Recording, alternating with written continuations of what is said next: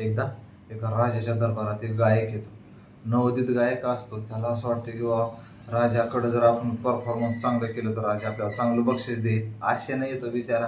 आणि मग राजाला म्हणतो मी गायक आहे. राजासाहेब म्हणतात चला मैफिल बसवा. मग मैफिल बसते. गायकाला म्हणतात गाणं सुरू करा. मग गायक गाणं म्हणतो. असा हे गाणं म्हणलं की राजा खुश होतो आणि म्हणतो वा वा छान छान. प्रधानजी म्हणतो यांना मोत्याचा हार देऊन टाका म्हणतो. गायक खुश होतो.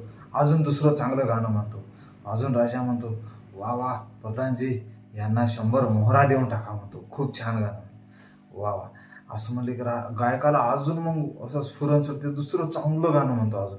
असं म्हणलं की मग राजा अजून खुश होतो. म्हणतो बाबा एवढं चांगलं गाणं म्हणणारा आपल्या दरबारामध्ये गायक पाहिजे. यांची नियुक्ती राज गायक म्हणून करून द्या. उद्यापासून हे गायक म्हणून आपल्या इकडे नियुक्ती होईल याची.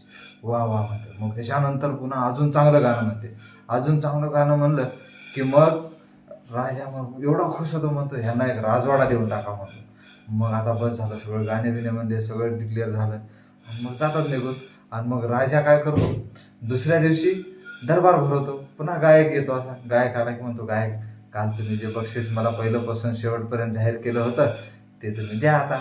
मग तो मागणी केल्यावर मग आता राजा म्हणतो कसलं बक्षीस, कोणतं बक्षीस. काल तुम्ही म्हणले की मोत्याचा हार 100 मोहरा असं आणि राजवाडा. आता मला द्या म्हणतो गायक.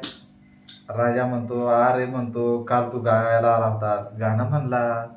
तू गाणं म्हणलास आम्ही गाणं ऐकलं. इथं देण्या घेण्याची कुठं गोष्ट आली सांग बरं. तू आमच्या कानाला खुश केला, आम्ही तुझ्या कानाला खुश केलं.